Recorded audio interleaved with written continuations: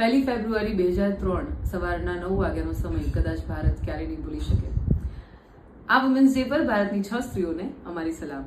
આજે હું વાત કરવાની છું ભારતના પ્રથમ female astronaut. I am talking about Kalpana Chawla.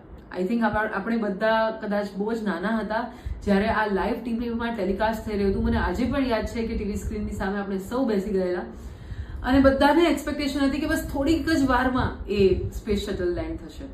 વેલ, હરિયાણામાં જન્મેલા કલ્પના ચાવલા, જેમણે પોતાનું એજ્યુકેશન અહીં કમ્પ્લીટ કર્યું, પછી અમેરિકા ભણવા ગયા અને નાસામાં એક અવકાશયાત્રી બન્યા.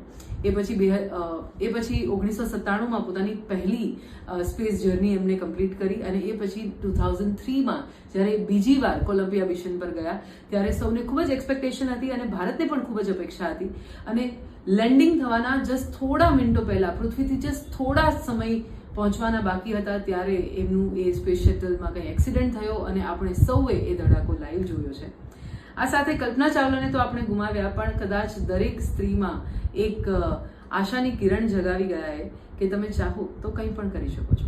આ સાથે 6 વિમેન્સ ઇન 6 ડેઝ વિમેન્સ ડેના નિમિત્તે અમે જે સિરીઝ કરીએ અમે કમ્પ્લીટ કરીએ છીએ. તમને આ સિરીઝ કેવી લાગી એનો ઓપિનિયન અમારી સાથે જરૂરથી શેર કરજો અને તમારા બાળકો સાથે કલ્પના ચાવલાની વાત કરવાનું નહીં ભૂલતા.